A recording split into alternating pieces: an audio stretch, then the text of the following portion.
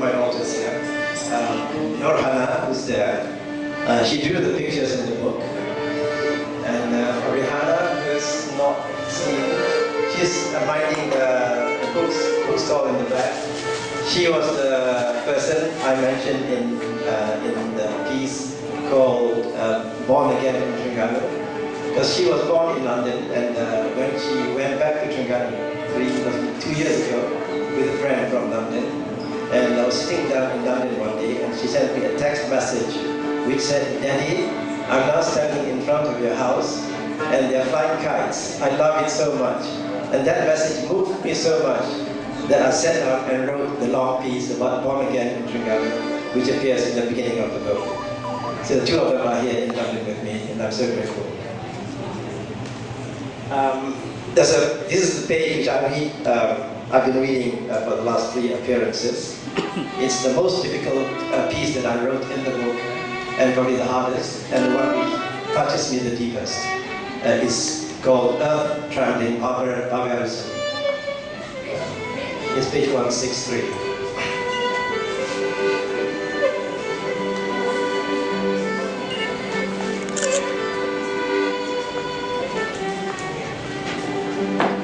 We are ever renewing ourselves, but some things may be worth holding on to. It is our past that puts us securely in our place, and it carries signposts and landmarks down the road that we have traveled. 2 rows of shophouses flanked the road that was once known as Jalan Kedai Payang. Then 1 row went down, and the other followed soon after.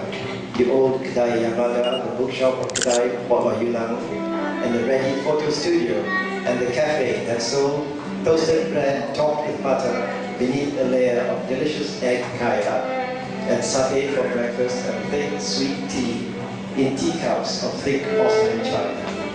They fell down as one heap of rubble one sad day when the demolishing men arrived and developers stared into the space where they will soon build their dreams of a new Kuala Terengganu.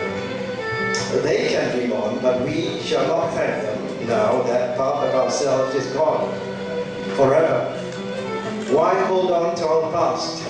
Well, because the past is us, for one thing, and it is our history and our story, and you will not get the same resonance and hear the same sounds of rebounding from the ready-mix water that you will soon pour and shape into your gleaming shopping malls.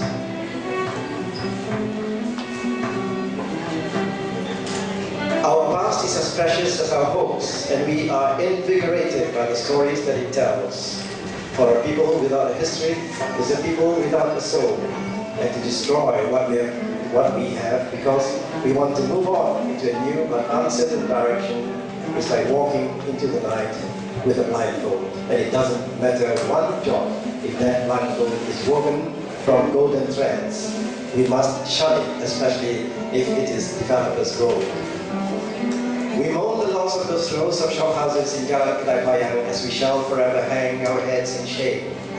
Kampung China may have been the commercial center of our town, but Kedai Payang was its hub.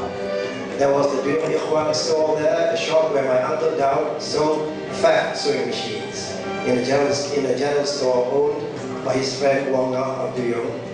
In the back of this row of shophouses was the famous Pasar Kedai Payang, not Pasar Payang, the name given to it by people who do not know the town. There were watermelons heaped in piles and durians encased in thorns and rambutans on plastic sheets, and people that noise and the blaring of cars and the shrill sound of taxi horns. In one fell swoop, they all are gone now.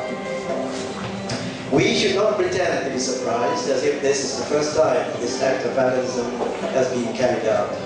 In the last few years, they have blown down the Masjid Janjaring, a heritage building much loved by Sultan Ismail Nasiruddin Shah, a gentleman who photographed with great skill his great inheritance in this land.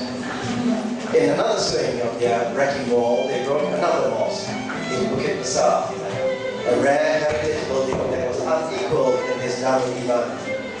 and the broken bits and hearts and flowers and tendrils of work that saw the vicissitudes of our past, they left them to weep silently on the floor. We hear that the rubble of the historic shophouses of Kedai Payang was sold to the highest bidder. It is left to them to take the broken bits as keepsakes and to wonder at the beauty of past times. They, the vandals, were too mean and cowardly even to let a local Terengganu museum keep and display them as mementos from our collective memory.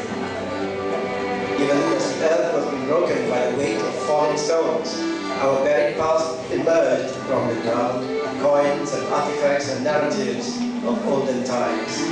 Not surprising, as on the land on which these shops were built was a thriving community of local sailors and traders who traveled to as far away as Sabas in the Nusantara and to Senggora in the north. Our grandmother lived in a tumble-down house in the back of the shop, and I remember seeing her sitting up in the dark beneath intricate fragment pieces and hefty pillars, the remains of that community whose past has been disturbed and unearthed with no ceremony or respect. We shall not thank them for the deeds they have done, but by their deeds alone, they shall be remembered. Thank you.